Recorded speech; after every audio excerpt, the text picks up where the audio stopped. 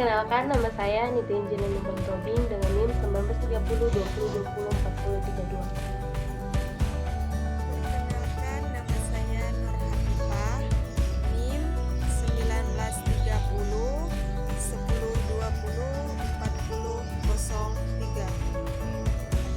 Perkenalkan, nama saya Nurmayanti dengan NIM 1930 30 20 40 40. Perkenalkan, nama saya Nova Irawati Syanturi dengan NIM 1930 20 20 40 24.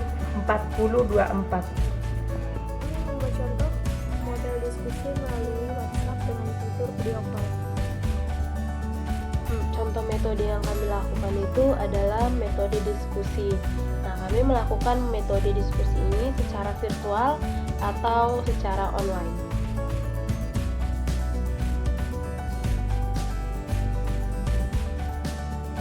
Nah, tadi kan ibunya itu nyuruh kita mendiskusikan mengenai partisipasi warga negara dalam sistem politik di Indonesia. Jadi, sebelum kita membahas ini, setidaknya kita itu harus tahu apa definisi dari partisipasi politik. Nah, ada verba ini mengemukakan bahwa partisipasi politik itu adalah kegiatan pribadi warga negara yang legal, yang sedikit banyaknya itu mempengaruhi seleksi-seleksi pejabat negara maupun tindakan-tindakan yang bakalan mereka ambil. Nah, jika dikaitkan dengan hak dan kewajiban warga negara, partisipasi politik itu merupakan kewajiban yang harus dilandaskan sebagai wujud tanggung jawab warga negara yang berkesadaran politik tinggi yang baik. Nah, partisipasi politik akan terwujud dalam masyarakat yang sudah mapan. Suatu komunitas masyarakat disebut jika masyarakat tersebut memiliki ciri-ciri sebagai berikut. Yang pertama, mereka itu harus memiliki ciri-ciri selalu ada kelompok yang memerintah dan diperintah. Nah, yang kedua itu, mereka itu memiliki pemerintahan yang bakalan mengatur kehidupan masyarakat. Yang ketiga, mereka memiliki lembaga-lembaga negara yang menyelenggarakan suatu pemerintahan. Nah, partisipasi politik dapat terwujud dalam bentuk perilaku anggota masyarakat. Partisipasi dan perilaku harus berlandaskan nilai dan norma yang berlaku. Berikut adalah contoh partisipasi yang berlaku yang sesuai dengan nilai dan norma. Mungkin menurut kalian gimana sih Nur Hafifah, partisipasi di lingkungan sekolah itu sistem politiknya itu gimana?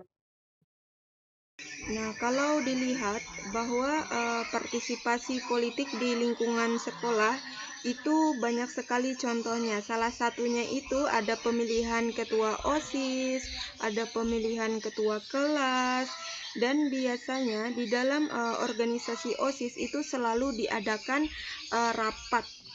Nah, di dalam rapat tersebut dibolehkan mengeluarkan pendapat. Nah, itu adalah salah satu juga partisipasi politik di dalam sebuah organisasi di sekolah. Nah, selanjutnya biasanya diadakan forum diskusi dan musyawarah.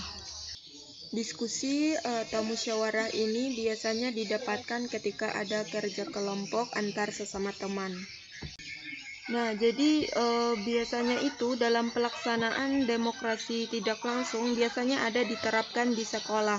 Nah, itu kita menyampaikan aspirasi saran kepada pejabat di sekolah. Nah, caranya bagaimana? Dengan membuat artikel lalu dipajangkanlah di mading. Nah, itulah salah satu demokrasi yang secara tidak langsung kalau dia berada di lingkungan sekolah. Nah, bagaimana dengan Nurmayanti mengenai kalau partisipasi politik dilihat dari lingkungan masyarakat? Kalau menurut aku nih ya teman-teman, di lingkungan masyarakat itu berperilaku politik yang merupakan cerminan dari demokrasi langsung dapat ditampilkan warga negara masyarakat melalui beberapa kegiatan sebagai berikut. Yang pertama, forum warga. Ya, nah, yang kedua itu pemilihan ketua RT, RW, kepala desa, ketua organisasi masyarakat, dan sebagainya. Yang ketiga ada pembuatan peraturan yang berupa anggaran dasar dan anggaran rumah tangga bagi organisasi masyarakat, koperasi, dan masih banyak lagi. Warga negara masyarakat dapat menampilkan perilaku politik yang mencerminkan pelaksanaan demokrasi tidak langsung melalui penyampaian pendapat atau partisipasi baik secara langsung maupun tertulis melalui lembaga perwakilan rakyat atau melalui media massa seperti koran, majalah, dan sebagainya. Agar pelaksanaan perilaku tersebut sesuai dengan aturan dan norma, maka diperlukan yang pertama, Pancasila dan Undang-Undang Dasar Republik Indonesia tahun 1945. Yang kedua, peraturan perundang-undangan yang terkait, misalnya Undang-Undang HAM, Undang-Undang Partai Politik, dan sebagainya. Yang ketiga, peraturan yang berlaku khusus di lingkungan setempat seperti peraturan RT, RW. Yang keempat itu ada norma-norma sosial yang selalu berlaku. Mungkin menurut atau pendapat saya itu aja sih. Gimana dengan teman-teman yang lain? Ada yang mau nambahin nggak? Partisipasi warga negara dalam sistem politik di Indonesia menurut saya di lingkungan negara kita itu yaitu dalam kehidupan berbangsa dan bernegara perlu perilaku politik yang dapat kita tampilkan secara langsung. Yang pertama, pemilihan umum untuk memilih anggota legislatif dan presiden biasanya dilakukan 5 tahun sekali. Yang kedua, pemilihan kepala daerah secara langsung atau pilkada, serta memilih wakilnya. Yang ketiga, aksi demonstrasi yang tertib, damai, dan santun. Perilaku yang tidak langsung dapat diwujudkan melalui penyampaian aspirasi pada lembaga perwakilan rakyat, partai politik, organisasi, dan media massa. Perilaku yang harus ditampilkan mencerminkan yang sesuai dengan aturan yang berlaku serta menaati ketentuan-ketentuan dan norma-norma. Yang pertama, Pancasila. Yang kedua, Undang-Undang Dasar tahun 1945.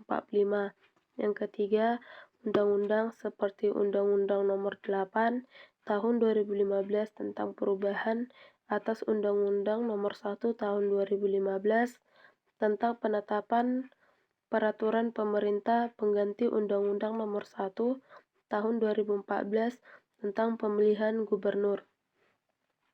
Yang keempat, peraturan pemerintah. Yang kelima, keputusan presiden. Yang keenam, peraturan daerah.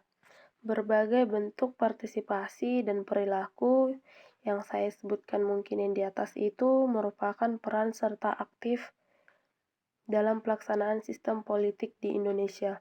Mungkin itu yang bisa saya sampaikan atau pendapat saya mengenai partisipasi dalam bangsa negara kita. Sekian buat teman-teman. Nah, berarti kesimpulan dari diskusi kita itu bahwa partisipasi warga negara dalam sistem politik itu ada banyak. Pertama mulai dari sekolah, semisal dari sekolah itu ada pemilihan ketua OSIS, wakil ketua OSIS. Terus kalau di dalam lingkungan masyarakat itu ada contohnya forum warga atau pemilihan RT atau ketua RT. Terus yang ketiga itu ada di lingkungan negara. Nah, di lingkungan negara itu ada kayak pemilihan umum, pemilihan kepala daerah, aksi demonstrasi. Berarti semua itu harus mencangkut pautkan mengenai nilai-nilai dan norma yang berlaku di negara kita. Harus secara Pancasila, Undang-Undang Dasar tahun 1945, dan harus sesuai dengan keputusan warga negara untuk memberikan dampak yang terbaik untuk masyarakat Indonesia. Mungkin itu deh kesimpulan dari materi yang bisa kita ambil. Mungkin sekian hasil dari diskusi kita.